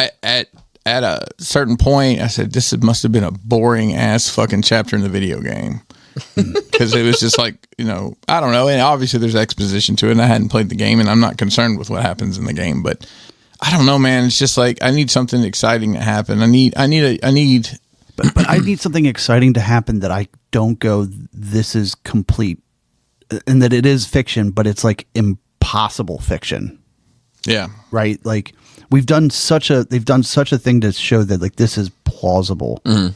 Right. Like the fungi could do this. And if it did happen, this is kind of what would happen. And then, we're just going to, like, she drops the tank hatch. Oh no. That was like, what the fuck? Like, what are you doing? You've been in a tank before, they work. All that stuff is just wildly annoying. And then, they're going through, that might be episode 5, so I don't want to say that. Well, the last thing I remember is that, they crawl through some hole to get to the I guess it was like a train station where it collapsed, and then all the zombies come out, and they end up. Well, then they're going to head to a hospital escaping. Or something at the end of episode 4. There's like a white building. It seems to be somewhat under attack, and they're going to head there. Yeah. Yeah. So I'll be honest with you. And the Whistlers. Oh yeah, that's fucking wild. I mean, I think that is an interesting, like there's this cult that's killing people. Yeah, like, and it strung up all those dudes. Like and I'm fine with all that. It's just this, and so like I think Joel was that like caution, real life experience. Like, hey, slow down. No, let's think about this. Let's do that. And I don't see how she survives without him. Yeah, I don't think you're wrong in that. I don't think you're wrong in that take. I don't think I find Joel to be an interesting character. I don't know. He was necessarily interesting, but to Farrell's point, I think he was the grounded reality. Yeah, no, I concede that 100%. And that's why, I don't feel like we have that character, unless I don't his feel brother like comes I'm after her. And I don't feel like I'm missing anything. Okay, like from the experience. Like, I'll be honest with you. I think the first season is good, but I enjoyed the game far more than I enjoyed the show. I can understand that. And I'm curious if I have a similar circumstance, because I'm watching it just to kind of have a conversation here about it. I think if I wasn't having the conversation here, I wouldn't watch it. Yeah, I'm almost done. Yeah, like if they don't correct the ship in the next episode. Well, people hate the game. I mean, I shouldn't say people hate it. Like it's a controversial game. Like Joey heard about it and refused to play it. Gamez played it and loved it. Right. It's a very divisive. Yeah, divisive. And I don't have a problem with the female lead, right? I don't buy it. And I think that's the hardest part for me is like if I can't buy the premise of it. I think I'm okay with it because Ellie is the superhero. Right, she's the superhero. Well, that's easy to forget, to be honest, because I pretty much forgot until she stuck her arm out in that scene. And that was a fucking cool scene. It was a cool scene. And then her having to explain it and like trying to convince somebody. Like I dug all that. Right. Like, So she's a superhero in a very particular way that can still get fucking shot and killed by bullets, and now she's fighting people. Correct. So she's not a superhero. No, I'm not saying she is a superhero. No, I'm saying to she's, them. Right, for sure. Right? For sure. Because the it's not fact that commonly she is- known. No, I'm just saying that, like, No, he's saying that just as far as the people are, what makes her a superhero is specifically unique to the zombies. To the infection. so, like, the rest of the world trying to kill her is still Real shit. real shit. Yeah, agreed. And It's we're just a bag of bones, right? and she's just like, I'm just gonna do it. like shut the, like it kills me. Yeah. So I'm not, and maybe that's more episode 5. There's a lot of it in episode 5. Okay. You know, so Just like, stupid decisions. Should that Oh be my the name God. of it? Like and I was, Well, I can't wait to watching watch. it like 1 o'clock in the morning, right? And I was like it upset me. somebody did write in and tell me that the therapist that I had an issue with in the prior episodes is a unique thing to the show. Yeah, it's they not. added It's not in Catherine the O'Hara. Yeah, so I think it just my point of like Yep. of trying to show that they're too comfortable. Agreed. In Jackson. I did notice that the scene where I can't think of the actor's name, the black guy that was Gordon in, I know you're talking about. I don't know his I name. can't remember He was his in name. The Wire too, I think. American Fiction is a great movie he's into. Anyways, when he kills all those guys in the SWAT van, one of those guys is Josh from Drake and Josh, the TV show, in just this bit part getting Just getting murked by a hand grenade. just getting marked by a hand grenade. Yeah, that part was cool. Yeah, I mean and that's a part of the story that I interesting. want. Right? That's the part that is more interesting to me, which is weird because it's like the spy game-ish Yeah. kind of like drama between factions and figuring out like how like the thing is. And then we cut to Ellie, who's just like, And I also like the, and I want to see more of it, but like that fungus traveling through other means than people. Like I find that. Did we talk about the super mushroom dude? Like, how is that happening? I like the sound of it. Well, no, when big guy. they all rise up out of the sand, the biggin. yeah, I mean, he's 4 times the size of a normal person. Like, how does that happen? I mean, And where's the scientists that are studying that? there's probably people out there that are 4 times bigger in the world now. I'm sitting next to one of them. Oh, tomato. I just drank a lot of. You'd milk. make a hell of a clicker, Pinkerton. Yeah, I'll be a belter before I do that. And maybe some 3'9" fucking girl will just stab you in the ear. Just mark me with chopsticks or something. As they walk around in the dark with things that are listening and just go like, do you see it? Yeah. I'm gonna stab it in the ear. Shut up. Fucking hand and arm signals, bitch. Anything else aside from Last of Us? Oh yeah, it is my nerd week. Yeah.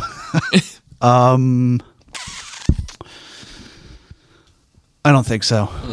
That's fair. It's a lot of Star Wars. Yeah, I mean, god damn it. How much Star Wars have I watched in the last 2 weeks? So you've watched all 9, Andor season 1, and you're on Andor season 2. About Yeah, to so start. technically I've watched 12 Star Wars movies because I rewatched the sequel trilogy. and then multiple attempts at Andor. So yeah, we're probably in like the 40 hours. Yeah, it's crazy. Of Star You've jumped Wars? in. You've jumped in. Yeah. I'll tell you what I got from my nerd week. And it's not a lot because Last of Us and Andor were a big part of it. Oh, by the way, great fucking party. Oh yeah, I had a yeah. blast. Yeah. It might have been my favorite one. No Just 'cause kid. The vibes were right on point. It was a lot of fun. Had Nice. a lot of good conversations and just got played Uno outside for a long time. Yeah. Oh, it's a long game. Yeah. But Derek loves it, and I love playing it. Yeah, I'm not a fan of that particular style of Uno. Oh, the wild Uno. Yeah, a lot of the fun. unlimited or whatever. Like Mercy. Yeah, no mercy. That's it. I like the more Classic. structured Uno game. So my house rules are actually pretty. Sith Lord. without having the +10 and +6s, my house rules are very similar. Where you can stack cards and shit. And there's some dirty ass cards in that game where you have to you switch hands with everybody rotates their hands, and there's another one where like I can just switch hands with you. You have 2 cards and I've got 24. Yeah, we can swap. Yeah, a lot of dirty, but it's fun. I had a blast. Great food. Just a great time, man. Yeah, it was good. And no, I don't wear the grill all the time. So special. Actually, that was the first time I'd worn that for any length of time in probably 10 years. Yeah, that was great. I loved trying to keep that lie going. That was great. He saw me the next day without it, so I guess we were busted. So let me see what else I have here. It's not a whole lot. So Selena, my heart breaks for her, I think. I'm not sure. We're going to see. Is it because her ball glove needs to be restringed? Is that why? So yesterday, she was playing kickball at school, fucked her ankle up. Oh. Ooh. Hey, listen. It's written in a lot of contracts. You can't ride motorcycles when you sign with the NBA, so you don't get hurt. Yeah. Shout out to Jason Williams. So, and the NFL. So she has, she's like heading towards playoffs. Playoffs? No. For playoffs? For softball. And like, she just got this like letter yesterday, like the same day. So she's in a boot. Is that bad? So they're not sure. They don't detect a fracture, but it's not worth getting into really all the details. Grade 2 or so I don't know. But she said it was feeling significantly better this morning. So we're going to take her to an orthopedic here soon. Well, just, I learned this from because it's like right at the growth plate is the issue or the injury. Yeah, and the last thing you want is one of her legs not to hop along Cassie. Well, I mean, Varsity Blues taught me that there's some shot they can give them and they're good to go. I don't know if we're at that level yet. So she got the thing that makes it even worse, right, is she got this injury yesterday. She couldn't play yesterday. They got fucking creamed. Not to say because she wasn't there, but she is a valuable component of that team, so it certainly didn't help. I mean, she is a scorer for him, right? She's and deep and running fast, and she's a player. She's like she's the best. She's the best flyer. She's the best catcher on the team by far. She's throwing people out at second, throwing people out at third, like consistently. Anyway, she got a letter saying that she'd been picked for the All-Star team. Oh. Also, it was just like, God, like, she's been working so hard, and I hope it all works out, but I don't know. Fucking kickball, man. Yep. Let's see what else, and then well, so speaking of ankle injuries, Jason Tatum probably tore his Achilles last night. Oh, that's like the most horrifying injury to me. Like off ball. Off ball. I thought you were going to say off the bone. No. So, like a minute and a half left in the fourth quarter when they were like... By the way, Jason Tatum is a NBA player, a superstar for the Celtics. Yeah, he had 41 points. Oh, my God. Did they win the game? No. Fuck. Heartbreaking, man. So they were down by like so 5, and he'd hit 3 threes in a row, and they were coming back. As NBA players do in 2015. Just to watch, and the team just everybody melted. Yeah. So are they? You think they're done for the? You think that kills them? Or the Knicks are up 3-1. So the Knicks. I don't think that Boston can mount a comeback against a solid team like the Knicks without Tatum. Is Thibodeau still managing the Knicks? Yes. I liked him from the So Mother's Day was this past weekend. Sorry, Bob. No, you're good. And I heard there was a button discussed. So yeah.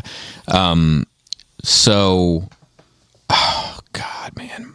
So my wife and I got into it on Mother's Day. Is that what she wanted? No, certainly not. A knockdown, drag out fight if the cops get called. And I'm not going to go into all the details here. Did you live stream it? No. It's just paid content or everything. But it might come up on Wine and Cheese or something in the future. But like, so the long and short of it is, I wanted to get her. I've been working on like making this perfect. This plays more into the sexism, I guess. But I've been working on like kind of creating this perfect kitchen that she's always wanted. Like, and it's been like a priority for me, and it's been this constant grind and new countertops and repairing the ceiling. Repairing the ceiling. All this shit to try to give her the thing that she's always wanted in that regard. And the things that we're missing stools because of a separate issue, which I did get a refund for. And then we're missing a new set of ovens because one doesn't work properly anymore, which is kind of a good thing, but she wants it fixed, so fuck it. And then a new microwave because the one that we have is like fucked up and been fucked up forever. It's actually duct taped together if anyone were to bother to look at it. That's a good way to keep the radiation out. Yeah. So Is that why my head always hurts when I leave here? and it's a double. Shielding. So it's a double oven, which makes it. Oh, I gave myself one.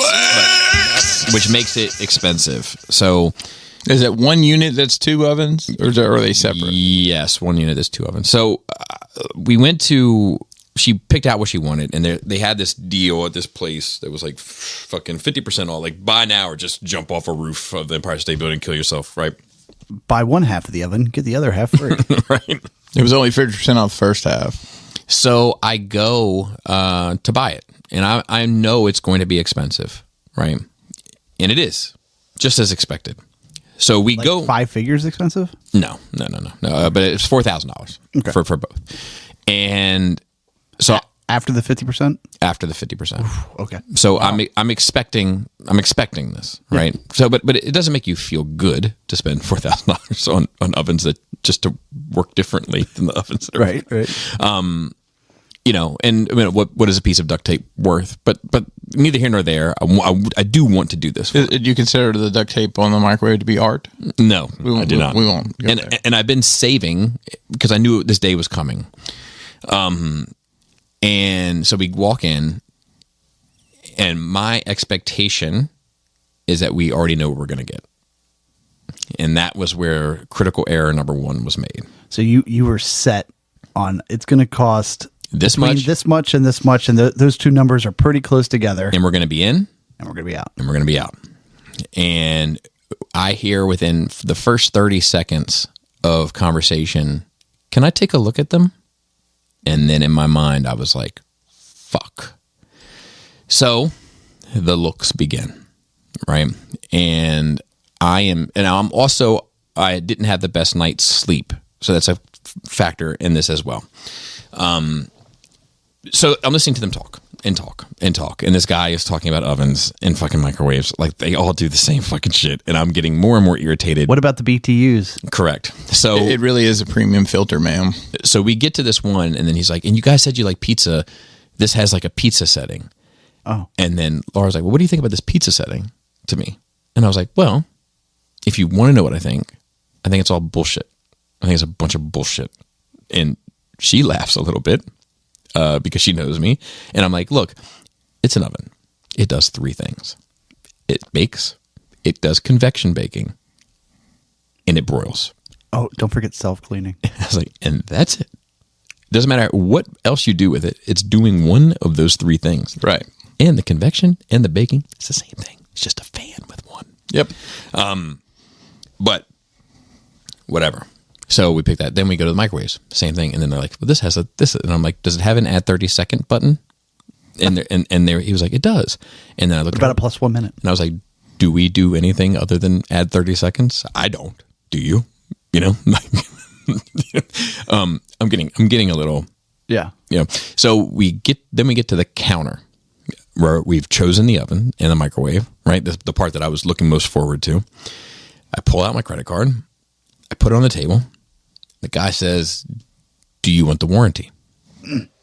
There's a 3-year and a 5-year. Of course there is. And I was like, no, thank you. And then he said, well, one costs this and one costs that. And would you be interested? And I said, no, thank you. Twice, no, thank you. And then he said, well, if you break it, it will come off of that charge. And then whatever money is back, you get that back at the end of 3 years or 5 years. And I was like, in my experience, and I said it a little bit more, I mean, capital L, a little bit more assertive than this. But I was like, I'm going to try to do it. I'm going to try to do it verbatim. In my experience, companies are very comfortable taking money and not very comfortable giving it back. That's my experience. And Laura interrupts that while I'm talking and says, calm down. Oh, you never tell a woman to calm down. Like going back to me being the bitch in the relationship, right? Yeah. And at that point, I said, I'm calm. But at that point, she had fucked up. Yeah. And so now that happens in the store, right? Now, I would never act out with her In the store. in public, never. So we go back to the car. We got 2 kids with us. One's in class. And I'm like, let me tell you why that was fucked up. And I do. So anyway, come back. It's Saturday night. And still not happy. It's not a happy day. We sit down actually to do wine and cheese. Can't do it because the vibe's fucked up. And she says, "Are you still mad at me?" And I was like, "Yes." Here's why. And like then we went into it again. So there was ebbs and flows to that conversation, and good moments and bad moments. But by the end, we decided to go to bed, and it was fucked up. The worst that it had been throughout the day. And I was frustrated because I'm constantly talking and things are coming to my mind. I'm saying them and it might be making things worse, but nobody else is saying anything. So it's up to me. So I said, you know what? Next time I'll just shut the fuck up. And then she said, no, next time I'll just shut the fuck up. And then I was like, well, had you shut the fuck up 10 hours ago, we might not have been in this pickle. So there is another option, and not to be like the, to present other things, but maybe you give her time, right? Like, and say it like you take as much time as you need to think about what you want to say, and then when you're ready, we'll come back and talk about it. But Put a pin in it until she's ready to talk about it. You're just giving her more things to think and process, and she can't get to the point that she has, okay, this is how, here's how I felt, and here's whatever. But I do like that, that whole process of purchasing anything, when you have to get to, and especially when it's like some fucking $15 an hour salesman, I'm like, Yep. It really is the best filter, ma'am. because like It's a premium filter, ma'am. I've worked that job. Me too. Right. And I know that I know nothing about the warranty or the thing that I'm selling you.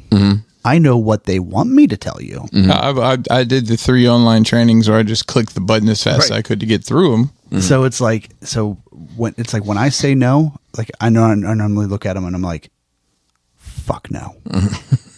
So, and I didn't do that because I'm trying to be a gentleman.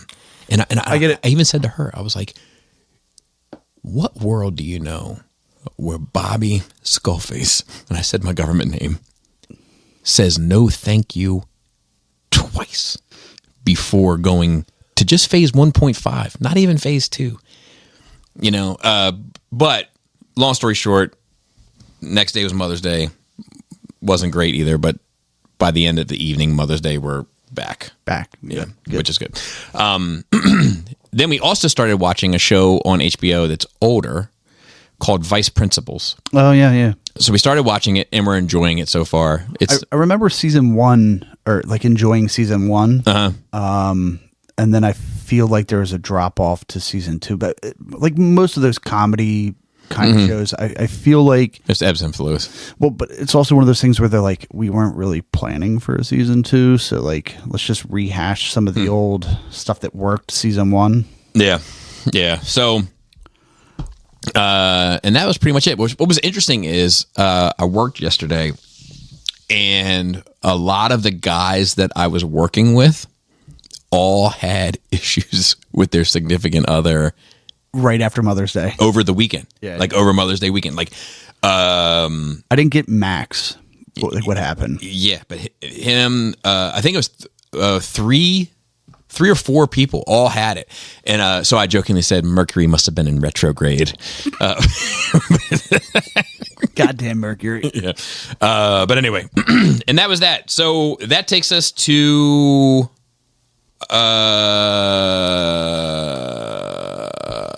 So I'm curious about, because I assume that we're getting into questions and notes. yes. I'm curious, are there any, because I've read the comments on Patreon, right? Is there anybody that's like freaking out about my interpretation of Star Wars? Yeah, not that I saw. It seems most people are they're along for the ride because listen. All of us came into this very well versed in Star Wars, and it's just I always love unique perspectives, and I'm glad we're able to have a guinea pig on the show because I've always thought that, right? But we've talked about that. Absolutely, finding somebody that's never seen it. I mean, obviously, I think everyone in America has a general idea what Star Wars is, and has probably haphazardly seen the original 3 at some point. Mm-hmm. Yeah. Whereas you haven't dug in the way that we have. Look around the room here. Yeah. So I'm enjoying the experience. And I think the audience. I didn't know if there was any other like venues or routes that people have been like, "Are you fucking kidding me?" Like, to be fair, you've actually brought a little bit of love back into my life for Star Wars because it has forced me to sit back down and watch the stuff that I do love, and celebrate that sort of internally. Even the other day, I was listening to some Star Wars music just at home. Like, just was like, you know what, this is good to hear. I'm anxious to watch Solo again. So I appreciate it. So I don't know if you had anything to say about this topic, Chris. If not, we can move on. But R.I.P. to Sabu. Sabu passed away. Yep, Sabu is an ECW legend. He pretty much helped pioneer the hardcore style that's led to the crazy deathmatch stuff we have today. He wrestled for FMW in Japan, which is where a lot of the hardcore stuff happened. And rest in peace. There's a little controversy around this. How so? I saw you posted the WWE article. So Sabu wrestled his last match about the WrestleMania weekend at there's a promotion called GCW. It's kind of a second tier promotion, but they're involved with some WWE stuff, and they have. During WrestleMania weekend, they have what's called the Collective, and basically for 3 days they have wrestling shows all day for 3 days, like just different topics, different groups. One of them is Joey Janela is an independent wrestler, and they have Joey Janela Spring Break, and at this year's Joey Janela Spring Break, Joey Janela wrestled Sabu in a barbed wire match, and apparently in an interview after, Joey Janela had mentioned that they had to give Sabu kratom. You guys familiar with that drug? I don't know much about it. Apparently, it's something you give people that are trying to get off opiates. To get him to be able to do the match, and there's been some controversy around that. We haven't seen a cause of death. The guy led a hard life. His body was trash from landing on concrete off 20-foot shit and barbed wire ripping him to shreds, and I listened to a podcast. I'll go recently of a guy who used to be addicted to opiates. Heard about this hallucinogenic drug. Ayahuasca? No, I had never heard of it. But he had to go down to Mexico to do it, which I think it's actually legal there in a medical sense. Okay.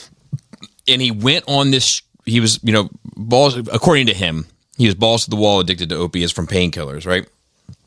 Found out he knew he had a problem, knew he was on a collision course with death as quickly as possible, heard about this experimental drug, was like, well, fuck it. What's one more drug at this point? Goes down to Mexico, goes on this hallucinogenic. It's like sometimes my brain works with numbers very sort of arbitrarily, but I want to say it was like a 36-hour trip. Holy shit. Yeah. Goes on this 36-hour trip, comes out of it, hasn't touched him since. Yeah, I mean, that whole realm of stuff is super interesting to me. But I think the way I look at addiction is that I think we've talked about it before, right? Like the people that are whole, like don't form addiction, right, yeah. Right. So, like coming at it from that point of like fixing whatever the hole is probably how you fix. Yeah. Especially something. I mean, like, and you're not going to be able to get away from the physical addictive properties of things, right? And right. Come down, but like, if you fix the desire to do something, then it's the physical properties is just like, well, we can give you some anti-nausea medication, right? And treat the symptoms, and get through that, like it's some other injury. Yeah. Ibogaine, is that it? I think it was. Yeah. So it's there's a lot of scuttlebutt about it and success rates. So he said that it worked for him. It was a Yellow Wolf interview that I was listening to. Interesting. But it was the interviewer that had this experience. Okay. And there was like another thing where they were trying. I think he was a fighter. That's how he got into, he was like a UFC type fighter or whatever. There's something about like microdosing LSD being approved by. They're doing a lot of work with LSD right now for veteran type stuff. PTSD, yeah. Hopkins is doing it. So that's super interesting to me too. Yeah. I think there's a lot of discussion to be had around hallucinogens. That's my personal opinion. Wonder Woman's lasso, the Linda Carter lasso, I believe, was sold on eBay. I think it was eBay for $140,000. That's fair. Yeah. When I saw you sent us the article, I'm like, I just figured it had gone for like $2 million. It seems like anything goes up for auction that's rare nowadays, right. Just shoots to the moon. But that's a reasonable amount of money, in my opinion. Yeah, and it's cool. It's got provenance and everything. I remember in Adams last year of being in my life, he had transitioned into this more prop focused collection, which I always thought was interesting. He had a replica of Indiana Jones' diary, but it was page for page written. He had a map of the Goonies, the Goonies map, which shit like that, which I think is cool. I think you gotta to be in the real deal shit like this shit. You gotta be a certain type of ball player. Well, there's prop screen used stuff, and there's a lot of replicas. Right. Right. But yeah, I think it's cool. I kept this note in for Phil. Maryland Phil was supposed to join us today, but he ended up having a bathroom emergency and couldn't make it, according to his words. But it was they are making making leather stuff from T-Rex, some shit. Have you seen this? So scientists are growing Tyrannosaurus Rex leather in a lab. It could be used to make purses. Scientists say they want to create designs, durable and sustainable high-end accessories made with artificial dinosaur leather. They got the genetic building blocks from Tyrannosaurus Rex fossils. The next time you go shopping for a new purse, your choice could go beyond traditional materials such as leather, nylon, cotton, and polyester to include Tyrannosaurus Rex skin. All right, I need to get them. I need to get them. Them T-Rex skin boots.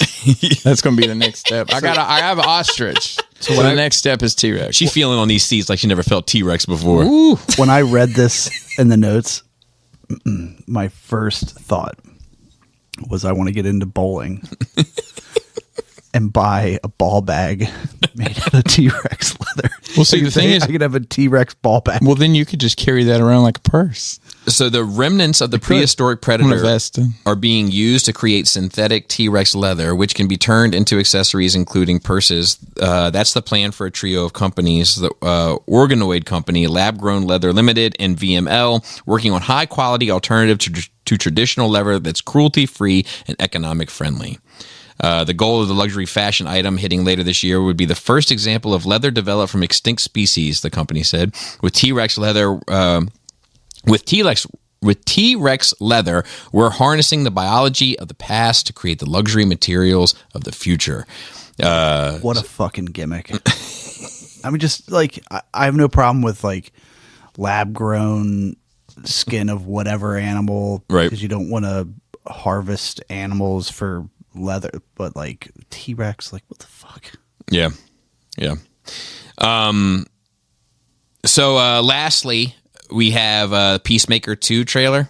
Looks like more of kind of the same stuff. Doesn't look bad, but looks in line with the first. Did you have any thoughts? You were more, I feel like, the bigger fan. It was fine. Yeah. I mean, take it or leave it. Yeah. And that's that. So that brings us to questions, of which we only have one this week. Well, so if somebody wanted to send in one. Good catch. You can email us at nerdrageradiomail@gmail.com. And that is from Billings, who says, this one's for Joey. Well, why don't you just hold that? Nope, won't be doing that, but I will read it. And if Joey wants to listen and chime in, he's welcome to. Or if you want to send it again, Billings, you're welcome to. But I hate seeing unread emails in my folder. So have you still been creating people/things in Blender? You haven't mentioned it in a long time. What was the end game for the people you were creating? Like, what are you doing with the results? I got my first 3D printer last week, and everyone tells me that to download Blender to create my own objects, but also in the same sentence tells me it's incredibly hard to learn. Hey, Joey, why isn't there a pregnant Barbie doll? Ken came in another box. Oh God! Well, hey, I can answer some of these for Joey. not I think I can too. Go ahead. Hyperfixation. Joey moved on. After your Naaaaypotism, Nay. yeah, you can't say "oh God" to a came in another box. Well, I mean, it's fine. At least I made it into something coherent. So. Yeah. I mean, Blender is challenging. Talk to me about what 3D printer you got. I can only hope that you got a bamboo product, but there's lots of other printers on the market too. It depends on what you're trying to make there, Billings. If you're wanting to make like organic stuff, yeah, you're going to need to learn Blender or one of those others and it's on my list of things to do. Apparently, if you make the donut, there's a tutorial to make a donut, and that's kind of how everybody learns how to do it.